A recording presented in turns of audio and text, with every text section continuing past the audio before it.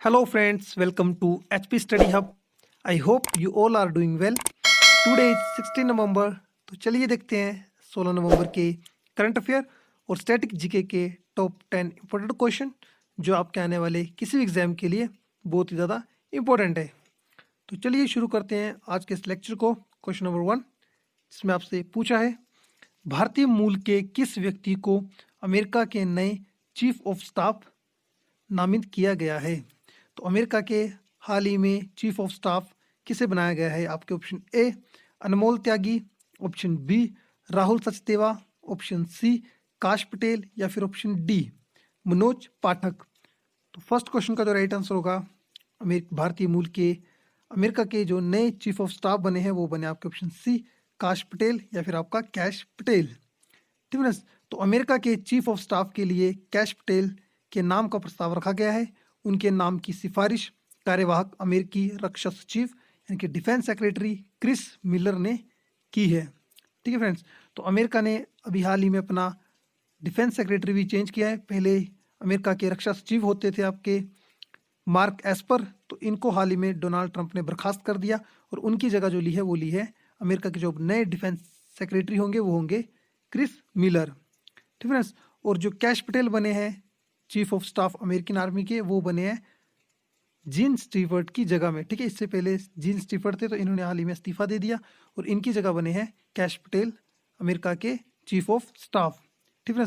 और जो कैश पटेल हैं ये आपके फ्रेंड्स जाने जाते हैं, इनका असली जो नाम है वो है कश्यप प्रमोद पटेल।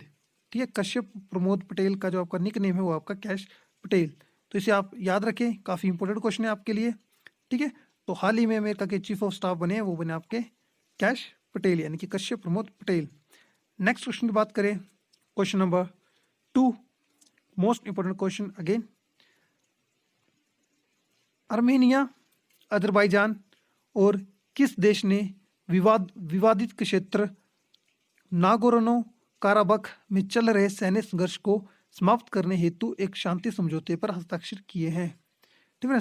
तो हाल ही में आपका आर्मेनिया, अजरबैजान और वो कौन सी कंट्री है जिन्होंने आपका एक डिस्प्यूटेड एरिया है जिसका नाम है आपका नागोर्नो काराबख, इससे रिलेटेड जो है अभी रिसेंटली पीस एग्रीमेंट के ऊपर साइन किए हैं। आपके ऑप्शन ए है, उस कंट्री का नाम बताना है आपने। क्या वो कंट्री चीन है, ऑप्शन बी जापान है, ऑप्शन सी पाकिस्तान है या फिर ऑप्शन डी रूस है? तो फर्स्ट क्वेश्चन, सेकंड क्वेश्चन का जो राइट आंसर होगा फ्रेंड्स वो होगा option D, Russia is the right answer. तो हाल ही में रशिया ने आर्मेनिया, अजरबैजान और रूस ने मिलकर जो है विवादित जो आपका क्षेत्र है नागोर्नो काराबख, यहाँ पे चल रहे सैन्य संघर्ष को समाप्त करने के लिए एक शांति समझौते पर हस्ताक्षर किए हैं। तो वर्ष 1991 में सोवियत संघ यानी कि यूएसएसआर के टूटने के बाद इस विवाद का जो आपका इस लैंड को लेकर जो विवाद था वो शुरू हुआ था और अब तक यहाँ पर हजारों लोगों ने अपनी जान गंवाई है। ठीक है। तो इसके कारण बड़ी संख्या में लोग विस्थापित भी हुए हैं यानी कि डिस्प्लेसमेंट भी हुए लोगों का। तो इसी कारण से विवाद में बीते कुछ वर्षों का सबसे गंभीर विवाद अभी जो आपको देखने को मिल रहा था, यानी कि आर्मेनिया और अजरबैजान की जो मिलिट्री आर्मी थी वो यहाँ पर पिछले कुछ दिनों से काफ़ी संघर्ष में थी। तो हाल ही में रूस के दखल देने की वजह से यहाँ पे है, इसको जो है अब इन तीनों कंट्रियों के बीच में जो इस रूस ने जो आपकी इन दोनों कंट्रियों के बीच में पीस एग्रीमेंट साइन करवाया है। ठीक है। तो आपको ले चलता हूँ मैं यहाँ पे मैप के थ्रू समझाने की कोशिश करता हूँ कि आखिर वो कौन सा लैंड है नागोर्नो काराबख जहाँ पे डिस्प्यूट चला था। तो चलिए फ्रेंड्स मैप की ओर चलते हैं। तो फ्रेंड्स ये रहा हमारा प्यारा भारत। ठीक है। तो आपको इंडिया के वेस्टर्न की साइड को चलना है। ठीक है। तो यहाँ पे आपको सबसे पहले देखने को मिलेगा पाकिस्तान, पाकिस्तान से होते हुए अफगानिस्तान और फिर तुर्कमेनिस्तान और ईरान से होते हुए कैस्पियन सी के साथ जो आपकी कंट्री दिख रही है अजरबैजान। ठीक है। अजरबैजान और ये रहा आपका इसके साथ में बाउंड्री शेयर करता हुआ आर्मेनिया। ठीक है। और बात करूँ अजरबैजान कैपिटल की तो वो है आपकी बाकू में। ठीक है। और अगर कैपिटल देखें आपके आर्मेनिया की तो वो मिलेगी फ्रेंड्स आपको तिबिलिसी में। ठीक है। ये रही आपको अजरबैजान की कैपिटल और ये रही आपकी तिबिलिसी की कैपिटल। तो हाल ही में फ्रेंड्स जो डिस्प्यूट था वो यहाँ पे ये जो मैंने आपको बताया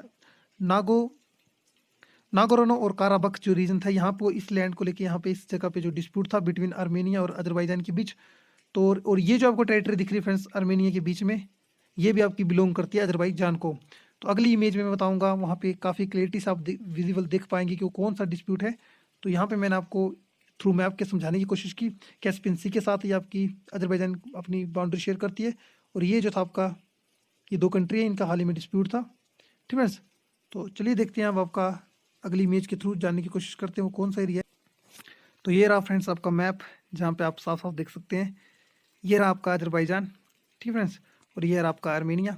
और ये जो लैंड है, ये जो डिस्प्यूटेड लैंड है, नागोर्नो और काराबख, इसी को लेकर आपका इन दोनों कंट्री के बीच में हाल ही में डिस्प्यूट चला था। और यहाँ पर रिसेंटली रशिया ने आके इन दोनों कंट्री के बीच में सेटलमेंट यानी कि पीस एग्रीमेंट साइन किया है। तो इसे आप याद रखें, काफ़ी इंपॉर्टेंट है। ठीक है फ्रेंड्स, और जो आपकी रशिया की कैपिटल है वो होगी फ्रेंड्स आपकी मॉस्को में। चीन की कैपिटल आपको देखने को मिलेगी बीजिंग में। जापान की कैपिटल है टोक्यो में। पाकिस्तान की कैपिटल है। थर्ड पूछा है, भारत के किस प्रसिद्ध लेखक को हाल ही में Tata literature lifetime achievement award से सम्मानित किया गया है? आपके option A Ruskin Bond, option B Amitabh Ghosh, option C Arvind Adiga, या फिर ऑप्शन डी अरुदिति रॉय। तो इस क्वेश्चन का जो राइट आंसर होगा, हाल ही में टाटा लिटरेचर से सम्मानित किया गया है रस्किन बॉन्ड को। ऑप्शन ए इज द, तो रस्किन बॉन्ड को, भारत के प्रसिद्ध लेखक रस्किन बॉन्ड को Tata literature lifetime achievement award 2020 से सम्मानित किया गया है। उनके पास बच्चों और वयस्कों के लिए अलग अलग शैलियों में लिखी गई लगभग 100 पुस्तकों के करीब का अनुभव है। तो फ्रेंड्स, इन्हें ये अवार्ड इसलिए दिए गए क्योंकि ये चिल्ड्रन लिटरेचर के ऊपर काफ़ी काम करते हैं, और भारत में बच्चों के साहित्य के विकास में इनके योगदान के लिए इन्हें भारतीय बाल शिक्षा परिषद द्वारा सम्मानित किया गया है।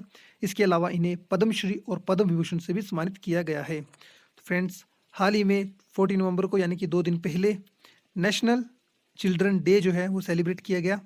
ठीक है, और ये सेलिब्रेट किया जाता है हमारे former prime minister of India यानी कि चाचा नेहरू जी, पंडित जवाहरलाल नेहरू जी के बर्थ एनिवर्सरी को सेलिब्रेट किया जाता है as a national children day. तो उन्हीं की बर्थ एनिवर्सरी पे जो है नेशनल चिल्ड्रन डे हर साल मनाया जाता है। और ये जो अवार्ड है ये भी आपका चिल्ड्रन से रिलेटेड लिटरेचर को इम्प्रूवमेंट के लिए, उसको मोटिवेट करने के लिए, डेवलपमेंट के लिए दिया गया है रस्किन बॉन्ड को। नेक्स्ट क्वेश्चन की बात करें, question number 4, again important question.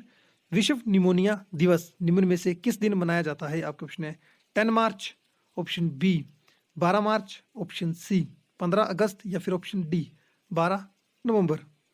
तो इस क्वेश्चन का जो राइट आंसर होगा वो होगा ऑप्शन डी 12 नवंबर। तो विश्व निमोनिया जो दिवस है वो प्रतिवर्ष 12 नवंबर को मनाया जाता है। निमोनिया के बारे में जागरूकता फैलाने के उद्देश्य से विश्व निमोनिया दिवस मनाया जाता है। इस दिन को मनाने की शुरुआत संयुक्त राष्ट्र द्वारा 12 नवंबर 2009 को की गई थी, और इसीलिए जो है इस वर्ष इस दिन विश्व निमोनिया डे को हर साल 12 नवंबर को मनाया जाता है। ठीक है, तो सर्दी के मौसम में बढ़ती ठंड से निमोनिया के होने का खतरा बढ़ जाता है।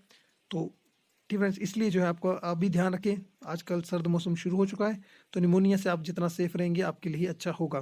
तो निमोनिया में फ्रेंड्स होता क्या है, ये आपका वायरल और बैक्टीरियल प्लस और फंजाई, ये तीनों टाइप के एक डिजीज है। ये आपके बैक्टीरियल के थ्रू भी फैल सकता है, वायरल के थ्रू भी फैल सकता है। ठीक है, और इसमें होता क्या फ्रेंड्स, ये आपका इफेक्ट करता है लंग्स को।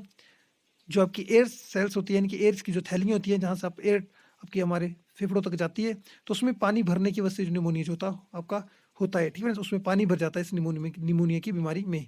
तो आप याद रखें, जो वर्ल्ड निमोनिया डे होता है वो हर साल मनाया जाता है 12 नवंबर को। 15 अगस्त को फ्रेंड्स हमारा सेलिब्रेट किया जाता है as a independence day. Next उसकी बात करूं, क्वेश्चन नंबर 5, जिसमें आपसे पूछा है, हाल ही में किस देश के प्रिंस खलीफा बिन सलमान उल खलीफा का 94 वर्ष की उम्र में निधन हो गया है? आपके option A Qatar, option B Bahrain, option D C Oman, या ऑप्शन डी कुवैत। तो इस क्वेश्चन का जो राइट आंसर होगा फ्रेंड्स वो होगा आपका ऑप्शन बी बहरीन। तो चलिए मैप के थ्रू देखते हैं बहरीन आपका कहाँ पे लोकेट करता है। तो फ्रेंड्स, ये रही हमारी प्यारी पृथ्वी, और प्यारी पृथ्वी में ये रहा हमारा खूबसूरत भारत। तो भारत को आपको वेस्टर्न की साइड जाना होगा, यानी कि इस तरफ को। ठीक है, तो यहाँ से होते हुए गुजरात होते हुए गल्फ ऑफ ओमान से होते हुए यहाँ पे ओमान कंट्री मिलेगी। ठीक है, और उसके आगे आपको कतर मिलेगा, और कतर के आपके आगे बिल्कुल आपको बहरीन मिलेगा। तो यहाँ की ये जो कंट्री यहाँ पे लोकेट करती है आपकी मनामा, इसकी जो है आपकी कैपिटल है, पर्शियन गल्फ के साथ ही आपका बाउंड्री भी टच करती है, शेयर करती है। ठीक फ्रेंड्स, बात करूँ बहरीन के कैपिटल की तो वो मनामा है, और कतर की कैपिटल की बात करूँ तो वो है दोहा। ठीक फ्रेंड्स, तो ये रही आपकी यहाँ की लोकेशन बहरीन की, जो आपके लिए इंपॉर्टेंट है, आप इसे याद रखें। पर्शियन गल्फ के पास की आपकी कंट्री है। तो यहाँ के हाल ही में जो आपके प्रिंस थे, इनका हाल ही में निधन हो गया है। तो पांचवें क्वेश्चन का जो राइट आंसर होगा वो होगा ऑप्शन बी, बहरीन। ठीक है। तो बहरीन के प्रधानमंत्री खलीफा बिन सलमान उल खलीफा का 11 नवंबर 2020 को 84 वर्ष की एज के थे, इनका हाल ही में निधन हो गया। और फ्रेंड्स, ये आपका 1970 के बाद बहरीन के प्रधानमंत्री के तौर पर देश को संभाला था और सबसे लंबे समय तक के प्रधानमंत्री रहने का खिताब है।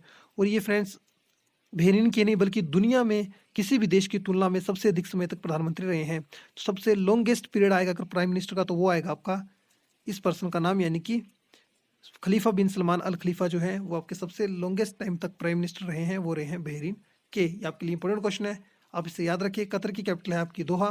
बहरीन की कैपिटल मैंने आपको मैप के थ्रू बताई, यानी कि मनामा। ओमान की कैपिटल फ्रेंड्स आपने मुझे कमेंट बॉक्स में बतानी है। कुवैत की कैपिटल है कुवैत सिटी। ओमान की कैपिटल आपने मुझे कमेंट बॉक्स में बतानी है। नेक्स्ट क्वेश्चन की बात करें, question number 6, again important question. Talcher तापीय ऊर्जा प्लांट किस राज्य में स्थित है? तालचर तापीय ऊर्जा प्लांट किस राज्य में स्थित है? आपके ऑप्शन है कर्नाटका, बी उड़ीसा, सी पश्चिम बंगाल या फिर ऑप्शन डी हिमाचल प्रदेश। तो इस क्वेश्चन का जो राइट आंसर होगा वो होगा ऑप्शन बी, उड़ीसा में जो है आपका लोकेट करता है तालचर तापीय ऊर्जा प्लांट, और ये उड़ीसा के अगुल जिले में स्थित है। और ये जो पावर प्लांट था आपका 1968 में कमीशन में आया था, यानी कि यहाँ पर जो है इलेक्ट्रिसिटी बनना तैयार हुई थी। और ये जो है इसकी जो कैपेसिटी है इलेक्ट्रिसिटी उत्पादन की वो है 460 मेगावाट। और इसे जो है आपका ऑपरेट करता है वो करता है आपका NTPC, यानी कि नेशनल थर्मल पावर कॉरपोरेशन जो है वो इसे आपका ऑपरेट करता है। तो फ्रेंड्स आपके लिए इंपॉर्टेंट है, आप इसे याद रखें। और ये आपका एक कोयल बेस्ड जो आपका प्लांट है, कोयले के थ्रू, कोयले के माध्यम से यहाँ पे जो है बिजली तैयार की जाती है। ठीक है। तो इसका जो राइट आंसर होगा वो होगा ऑप्शन बी। नेक्स्ट क्वेश्चन की बात करें, क्वेश्चन नंबर 7, इंडोनेशिया की लद्दाख कृषि प्रणाली किस प्रकार की है? ठीक है। आपका क्वेश्चन है रोपाई, ऑप्शन बी संथानांतरण कृषि, ऑप्शन सी मिश्रित खेती या फिर ऑप्शन डी हॉर्टिकल्चर यानी कि बागवानी। तो इस क्वेश्चन का जो राइट आंसर होगा क्वेश्चन नंबर 7 का, लद्दाख जो फ्रेंड्स आपका है ये आपका जो शिफ्टिंग कल्टीवेशन या फिर संथानांतरण कृषि भी से बोलते हैं, शिफ्टिंग कल्टीवेशन बोलते हैं इंडोनेशिया में लद्दाख को। ठीक है फ्रेंड्स। तो जैसे लद्दाख को, तो जैसे फ्रेंड्स इंडिया में शिफ्टिंग कल्टीवेशन जो है वो बोलते हैं आपका नॉर्दर्न ईस्टर्न साइड में, यानी कि हमारे जो 7 सिस्टर है वहाँ पे कहते हैं हमारे शिफ्टिंग कल्टीवेशन को, संथानांतरण कृषि को झूम कल्टीवेशन, ठीक, झूम कल्टीवेशन के नाम से जानते हैं। और उसी तरह इंडोनेशिया में से जानते हैं लद्दाख के नाम से। अब बात करें आपका कुछ अदर कंट्री में से किस नाम से जानते हैं, जैसे आपका मैक्सिको में से जानते हैं मिल्पा के नाम से।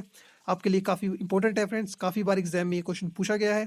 ठीक है, आप इसे याद रखें। मैक्सिको में जानते हैं मिल्पा के नाम से, वेनेजुएला में इसको शिफ्टिंग कल्टीवेशन को जानते हैं कोनुको के नाम से, ब्राज़ील में जानते हैं रोका के नाम से, मध्य अफ्रीका यानी कि मिडिल अफ्रीका में से जानते हैं मसाले के नाम से, और आपका वियतनाम में से रे के नाम से जानते हैं।